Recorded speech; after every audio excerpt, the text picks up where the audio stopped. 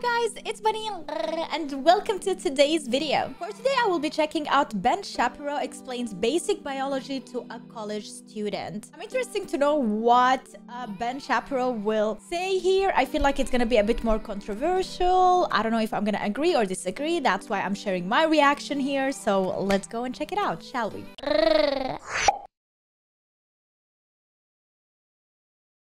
For a long time.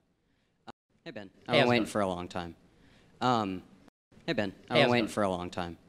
I've kind of pondered for this moment. Yeah, I've kind of pondered how to ask this, but how does your view of transgender issues work when scientific anti-realism as a concept exists? You're gonna have to explain that one.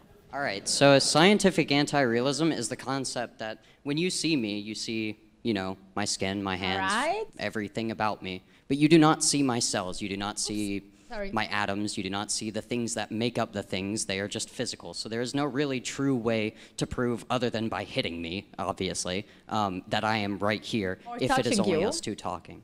So therefore, this would apply to any gendering things, including intersex, which can have an XX or XY chromosome and have androgen or estrogen insensitivity.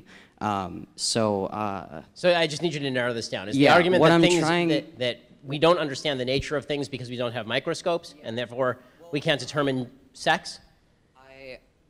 I would like to narrow it down to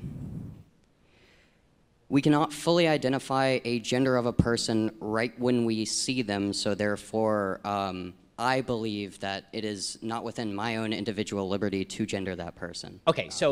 Okay, so here's my problem with that particular argument. The answer is that... So Ben Shapiro is Jewish, or like, I know that Jewish people wear that thing on top. So is he a religious Jew, and does he come from a Jewish perspective? Because I need to know that as well, to know what the opinion is. In 99.8%, 99.9% of cases, you absolutely can gender somebody based on looking at them.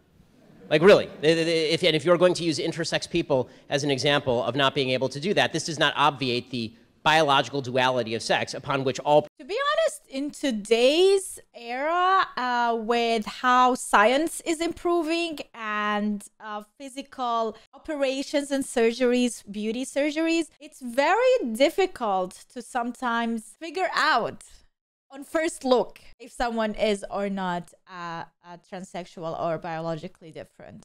Progeneration is based for all of human history and for all mammalian species. So intersex people do not invalidate the concept of sex as a generality. Intersex people are people who have a biological anomaly. And by the way, in most cases of intersex, those people still manifest as either a male or a female.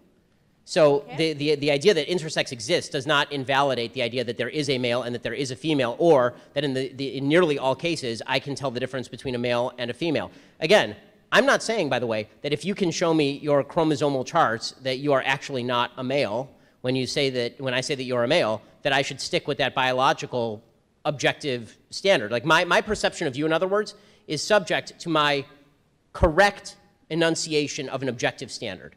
So the objective standard, here's the deal. For all of human history, there was an objective standard between male and female. All right. It was, for nearly all of human history, out of partial ignorance and partially because this is usually true, it was out of simply looking at people's genitals and assessing them based on their outward appearance, right? Which is still true for nearly all human beings on planet Earth at all times.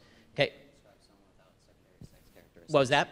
You can't really describe someone without secondary sex characteristics and gender them into something. Well, I mean, you can based on primary sex characteristics if you can see their genitals.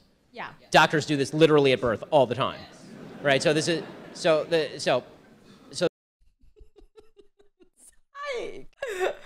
Literally the first thing you see is basically their genitals, or almost. Literally the first thing a doctor identifies about a baby is their gender, because it's like obviously there. So, but your point is correct. If somebody was male dressed as a female and I misgendered them, and then they said, "Oh look, I'm male," zip, right? Then I would say correct, and then correct. I would say, for all of human history, you were male. Now the standard is chromosomal. Right? It's the SRNY gene and all of this. There is some objective standard, in other words, by which we can determine sex. The problem I have with the transgender argument is that people are arguing that there is no objective standard, that no objective standard exists by which I can determine sex. And in fact, sex is completely subjective. I can determine my own gender based on no biology and, in fact, in abeyance of biology. I can have every single biological characteristic of a male, and if I say I am female, then I am female. This is anti-scientific nonsense. Yes, Caitlyn Jenner had every biological characteristic of a male. There is no evidence whatsoever that Caitlyn Jenner was a female, because Caitlyn Jenner was an Olympic athlete as a male, with all of the chromosomes and all of the junk and all of it. Right? That is it. That is a biological male. And then we are supposed to believe that Caitlyn Jenner is a female. Listen, I'm happy to call Caitlyn Jenner Caitlyn, because people can legally change their name. If I were out to dinner with Caitlyn Jenner, I wouldn't go out of my way to say Caitlyn Jenner is a he, because why would I want to have a bad dinner with somebody? But that is true as well. Like, it is very difficult because you want to identify someone, like if someone is identifying as a female, but they were born male and you perceive them as male, but then you do understand their struggle and you want to, in a way, not make them feel bad, and you respect them, you know? And if they want to be called a certain name or called a certain gender, then you're gonna comply with it. Even if you maybe don't really believe in it, you will still go with it because people are socializing like that. You don't want to get in trouble all the time. You don't want to make other people feel bad. Like, if you're a good human being, you will do that. But if I'm speaking in public with folks and I'm talking about the presence of sex, there's not a biologist worth their salt on planet Earth who would say that sex does not exist. Yeah, I agree.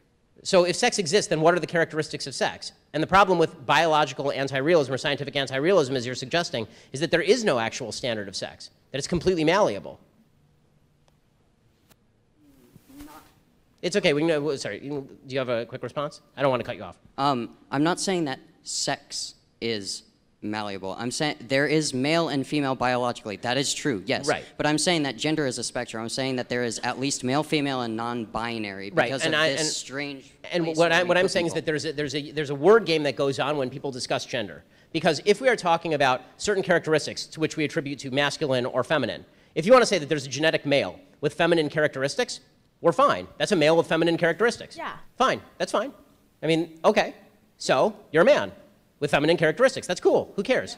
Okay, but that doesn't make you a woman. In other words, if you are going, what we are now doing is we're playing a semantic game where we say a male with feminine characteristics is a woman. That's nonsense. Or a woman with male characteristics, masculine characteristics, is a man. That's nonsense too. And by the way, it actually ends up misgendering a lot of people who are just butch women or effeminate men. Yeah, right? So all of this. So in other words, by trying to separate out gender and sex completely, and then by using terms like male and female or woman and man that are innately connected to sex, what you are doing is deliberately, not you, what people are doing is deliberately confusing the issue such that you get idiocies like Ilhan Omar writing to the Powerlifting Association of the USA saying that a transgender woman who is a biological male should be able to compete against biological women because it is a myth that men can pick up heavier objects than women. It's not a myth. That is exactly the issue that we end up with. When I say we, I mean like people who are really like detached from the whole thing. Like, I'm not in the middle of it and I see it from a different perspective. I'm not going through the struggle on a daily basis dealing with something like that. And it's hard for me to then speak in the name of people who do. But what I can say is that, in my opinion, what I feel like, this can bring so many worse issues if you are playing with semantics and you are correlating female and male without correlating female or male or man and woman with sex. Once you detach these two and you bring a myth into it, saying that a man physically is not stronger than a woman physically, that is just a myth. It is not biological. That is where the problem occurs because of such incidents like male-born women are gonna compete against women-born women in the same category in sport and be valued on the same category, hence always making it hard for women-born women to compete with such things. It's very hard to explain it, especially that English is not my native language, but I think this can bring more issues and more problems than good. And in my opinion, I think the best thing is make like a complete separate category.